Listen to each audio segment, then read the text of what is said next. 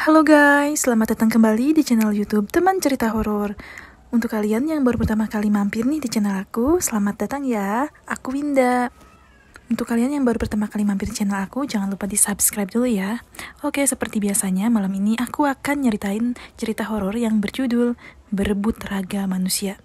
Kalian penasaran kan? Jadi tanpa berlama-lama, yuk langsung aja kita masuk ke ceritanya. Cekidot. Cerita kali ini adalah kejadian temen gue pas masih kecil. Temen gue yang sebut aja namanya Akbar. Dan kejadian ini ketika dia kelas 4 SD. Akbar dan keluarganya itu baru pindah rumah ke rumah dinas bapaknya. Karena bapaknya Akbar tuh kebetulan dapat rumah itu dan sayang kalau nggak ditempatin. Bentuk rumahnya itu tuh kayak L gitu layoutnya. Jadi di belakangnya ada kamar mandi sama ada kamar pembantu. Dan garasi rumah mereka tuh manjang. Nah karena bapaknya Akbar mikir kalau misalkan garasinya itu kegedean, jadi buang-buang space gitu. Jadi dibikinlah semacam gudang gitu loh sama bapaknya. Jadi setengah space garasi keambil dari gudang itu. Ini daerah mana, Nat? Ini di daerah Jakarta deket Cengkareng, Bi. Oh, oke. Jakarta Barat berarti ya? Iya, bener, Boy. Akhirnya bapaknya Akbar tuh bikin gudang triplek. Kayak gudang yang gak kokoh gitu loh. Soalnya kan cuma kayak buat naruh barang-barang doang niatnya.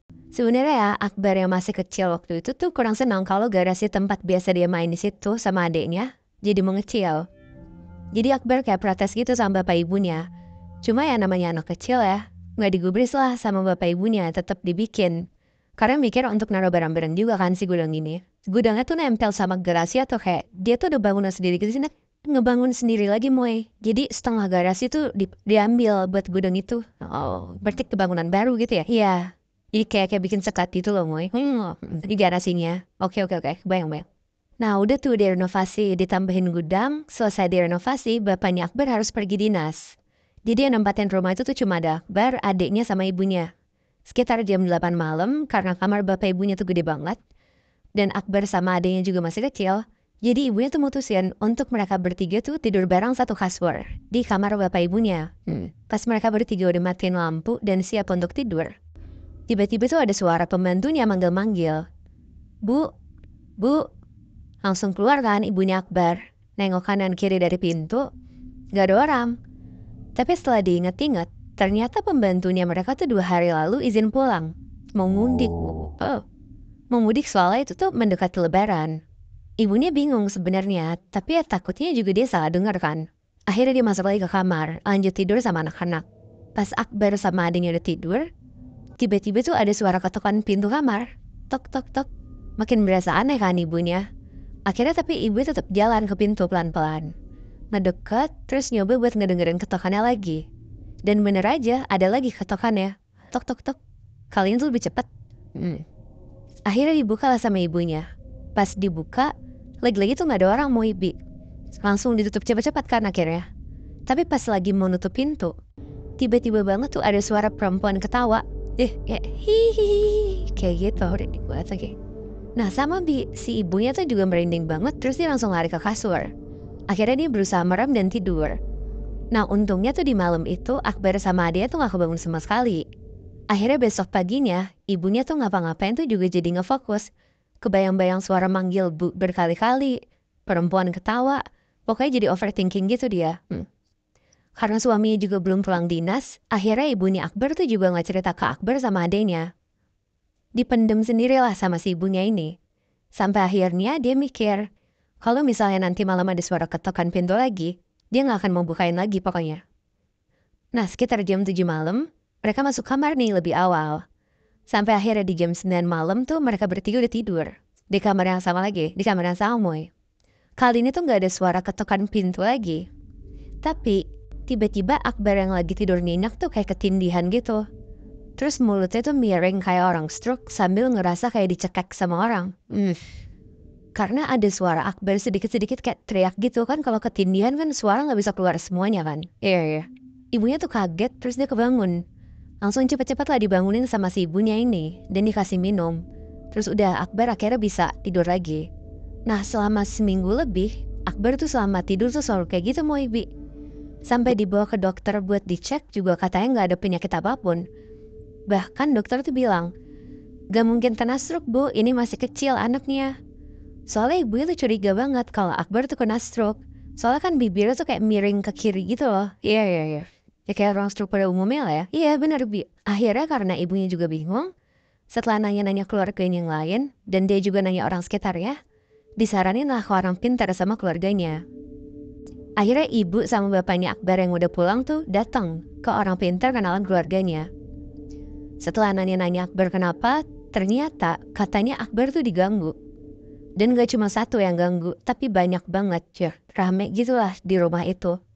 Nah yang ganggu itu tuh sumbernya dari kamar mandi belakang sama gudang rumah Akbar itu. Yang baru itu. Iya, lah malah bangunan baru, tapi ada penunggunya. Iya, jadi kayaknya penunggu di rumah itu aja Moy. Terus akhirnya ibunya Akbar tuh nanya, ini ada obatnya nggak Pak? Akhirnya dikasih tahu lah sama orang pinter ini, kalau misalnya pas Akbar mau tidur, dikasih kitab suci di samping bantalnya. Nah kebetulan Akbar ini muslim, jadi dikasih Al-Quran dan Akbar juga disuruh untuk baca ayat kursi dulu sebelum tidur. Akhirnya udah tuh sepanjang seminggu, Akbar bener-bener ngikutin apa yang disuruh sama orang pinter itu. Dan bener aja, Akbar tidur langsung nyenyak, gak kenapa-napa lagi. Tapi ternyata Moebi, itu semua cuma berlangsung seminggu doang. Setelah seminggu, Akbar balik digangguin lagi, sama persis. Kayak ketindihan, badannya gak bisa gerak, bibirnya miring, sama ada juga kayak orang yang nyekek leher Akbar. Tapi gara-gara Akbar setelah itu gak baca kursi lagi tuh dia tetap baca Bi. Tapi masih diganggu akhirnya.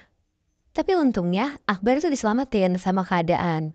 Gak lama sekeluarga tuh pulang kampung, karena mau lebaran di kampung ibunya. Jadi mereka sekeluarga pulang kampung ke Jambi. Tapi anehnya, selama Akbar di Jambi tuh Akbar gak diganggu sama sekali. Pokoknya tidurnya nyenyak, bahkan gak pernah baca ayat kursi lagi. Cukup baca 2 tidur aja, Akbar tuh bisa tidur pulas sampai pagi. Nah, selama di Jambi, Akbar kumpul sama keluarga-keluarga dari ibunya.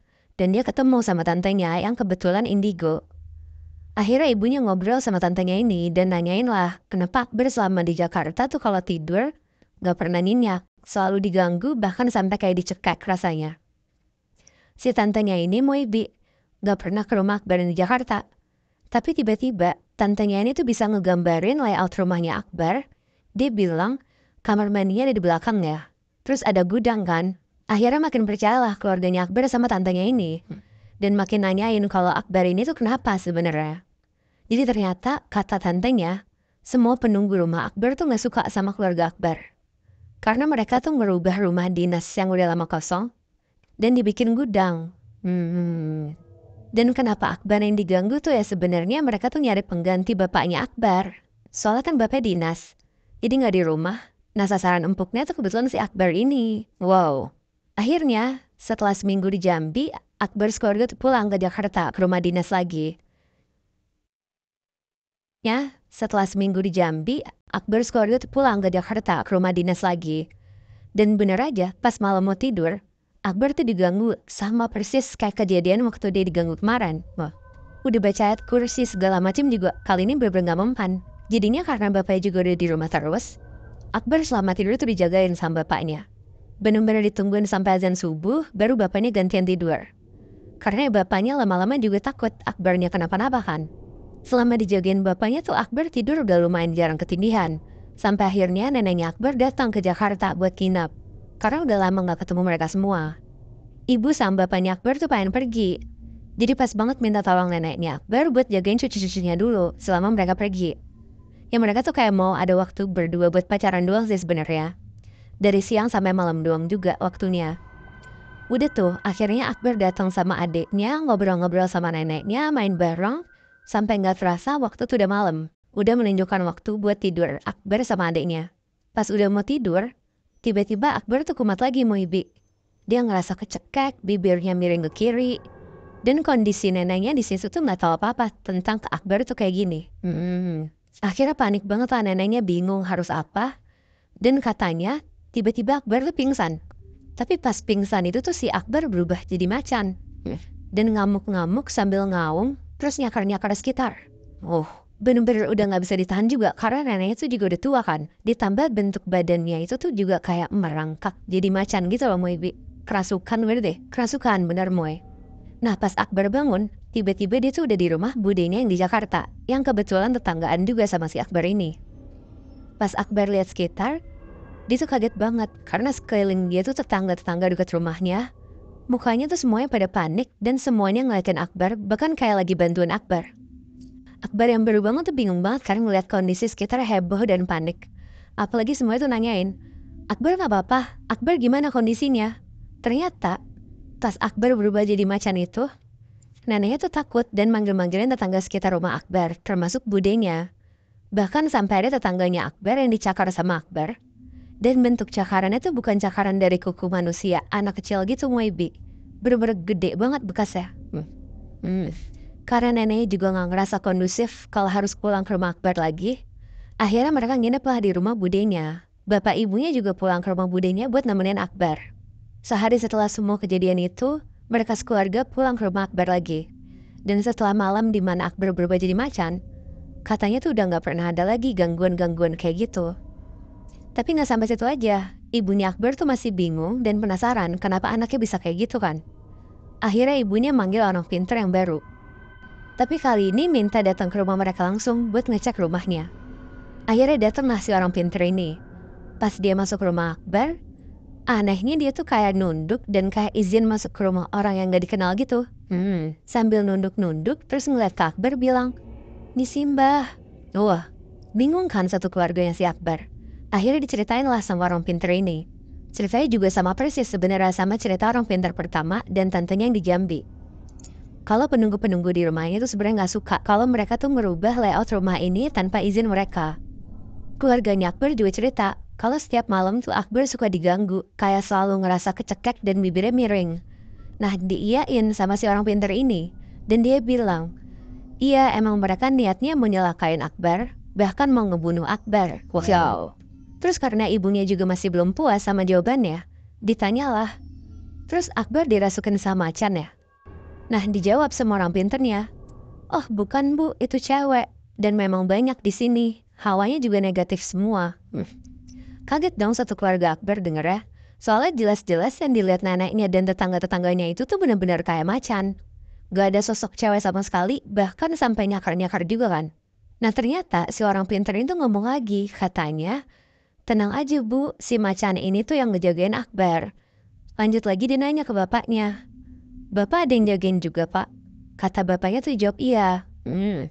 Jadi udah turun-temurun memang keturunan keluarga bapaknya tuh pernah melihara macannya Prabu Siliwangi. Dan karena terus dikasih makan, dikasih segala macem, jadi nempel terus nih sosok macan ini ke keturunan-keturunan selanjutnya. Tapi nggak semuanya diturunin, kayak ada orang-orang pilihan. Salah satunya bapaknya Akbar dan turun ke Akbar. Dari sosok-sosok perempuan yang pengen balas dendam ke Akbar itu, di malam Akbar kerasukan macan itu tuh, sosok perempuan itu emang lagi masuk ke dalam badan Akbar. Makanya Akbar tuh sampai pingsan. Tapi langsung masuk diganti sama macan penjaganya si Akbar. Soalnya kalau si macan ini gak langsung masuk ke Akbar, Akbar tuh bisa meninggal. Anjir.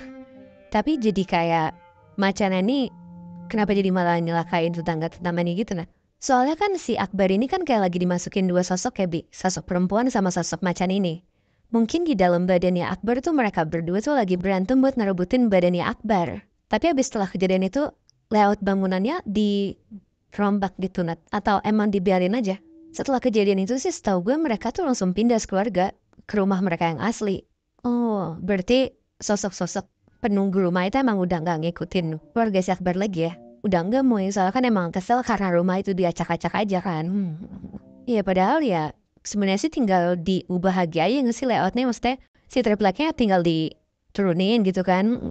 Garisnya jadi awal lagi karena gue juga setahu gue sih kalau misalkan emang penunggu yang ada di suatu tempat gitu ya, apalagi penunggunya lama, dia kayak gak suka kalau misalkan bahkan ada satu barang dipindahin aja, itu kayak bisa marah gitu loh. Karena rumahnya temen gue tuh pernah kayak gitu.